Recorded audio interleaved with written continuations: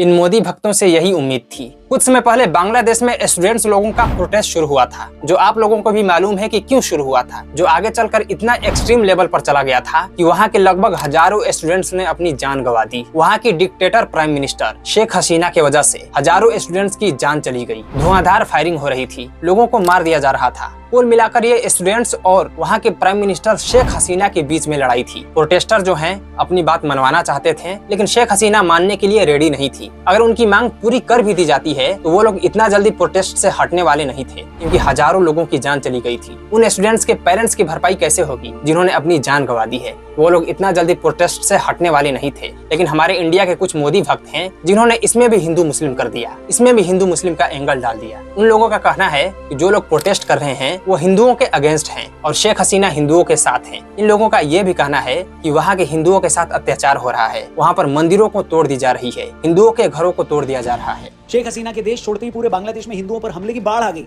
हिंदुओं पर अब तक 100 से ज्यादा हमले हो चुके हैं। सोशल मीडिया पर कई ऐसे वीडियोस वायरल हो रहे हैं जहां हिंदुओं के घर पर हमले किए जा रहे हैं, उनके घरों को आग लगाई जा रही है, कई जगह मंदिर तक फूंक दिए गए। जिसे मैं गलत नहीं बोल रहा हूँ कि हिंदुओं के साथ अत्याचार नहीं हो रहा होगा, हिंदुओं के घर को तोड़ा नहीं जा रहा होगा, मैं ऐसा बात बिल्कुल भी नहीं बोल रहा हूँ। मैं इन लोगों से पूछना चाहता हूँ कि क्या तुम लोगों को सिर्फ यही दिखा कि वहाँ पर हिंदुओं के घर तोड़े जा रहे हैं? ये नहीं दिखा कि वहाँ के मुसलमान खुद मंदिरों के आगे खड़े होकर मंदिरों को प्रोटेक्ट कर रहे हैं, मंदिरों की सुरक्षा कर रहे हैं? इस पर मोहम्मद जुबैर ने भी ट्वीट किया। ये भी कहना चाहते हैं कि जो इंडिया में मोदी भक्त हैं वो इसमें भी नफरतें फैलाने की कोशिश कर रहे हैं। अगर वो बात कर रहे हैं तो दोनों तरफ की बातें क्यों नहीं कर रहे हैं? अगर मंदिरों को तोड़ी जा रही है तो मुस्लिम लोग मंदिरों को प्रोटेक्ट भी तो कर रहे हैं, इस पर भी बात करनी चाहिए। लेकिन ये लोग इस पर बात नहीं कर रहे हैं क्योंकि इन लोगों को नफरतें फैलानी है और इन लोगों को सांप सूंघ जाता है जब इंडिया में मस्जिदों पर अटैक की जाती है। रिसेंटली हमारी एक मस्जिद पर अटैक की गई, लेकिन इन लोगों ने उस पर कुछ नहीं बोला क्योंकि ये लोग मजा ले रहे थे। इन लोगों को मुस्लिमों के खिलाफ नफरतें फैलानी है तो अच्छी बात ये कैसे बताएंगे? जैसा कि बीजेपी करती है, और ये लोग बीजेपी के भक्त ही तो हैं, तो जो इन्होंने सीखा है